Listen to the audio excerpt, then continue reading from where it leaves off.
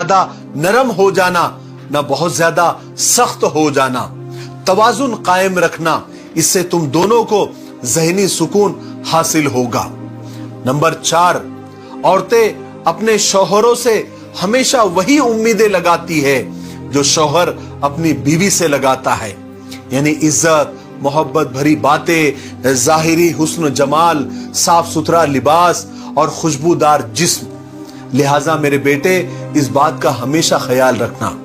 हमारे यहाँ पर अक्सर शौहर इस बात पर बिल्कुल ध्यान नहीं देते, मैले कुचेले कपड़ों में रहते हैं, बदबूदार जिस्मों में रहते हैं, जिस्म से पसीने की बू आती रहती है और मुंह से भी गंदी बू आती रहती है, और वो ये चाहते हैं कि उनकी औरतें, उनकी बीवियां बिल्कुल टिप टॉप और खुशबूदार रहें। ऐसा करने से बीवियों के दिलों में से मोहब्बतें कम हो जाती हैं।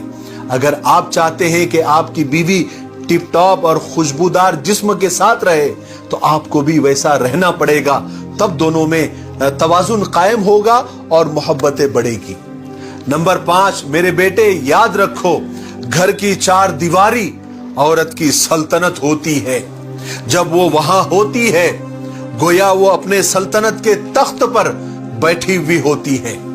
उसकी सल्तनत में बेजा मुदाखलत, इंटरफेयर हरगिज मत करना, और उसका तख्त छीनने की भी कभी कोशिश मत करना। और जिस हद तक मुमकिन हो सके, जिस हद तक पॉसिबल हो, घर के मामलात उसी के सुपुर्द कर देना और उसे आजादी दे देना कि वो जो चाहे वो करे।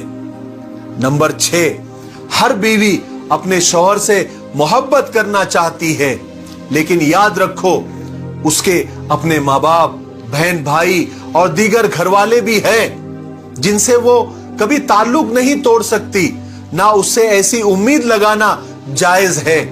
लिहाजा कभी भी अपने और उसके घरवालों के दरमियान मुकाबले की सूरत पैदा मत होने देना, क्योंकि अगर उसने तुम्हारे प्रेशर में और तुम्हारे खातिर घरवालों को छोड़ भी दिया, तब भी वो बेचैन ही रहेगी, और ये बेचैनी एक दिन तुमको उससे दूर कर देगी। नंबर 7, बेशक औरत टेढ़ी पसली से पैदा की गई है और इसी में उसका हुस्न भी है।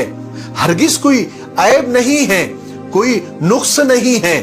औरतें ऐसी ही अच्छी लगती है जिस तरह भवे टेढ़ी ही खूबसूरत मालूम होती है। लिहाजा औरत के टेढ़ेपन से ही फायदा उठाना मर्द का कमाल होता है। अगर कभी कोई उसकी बात तुमको बुरी लगे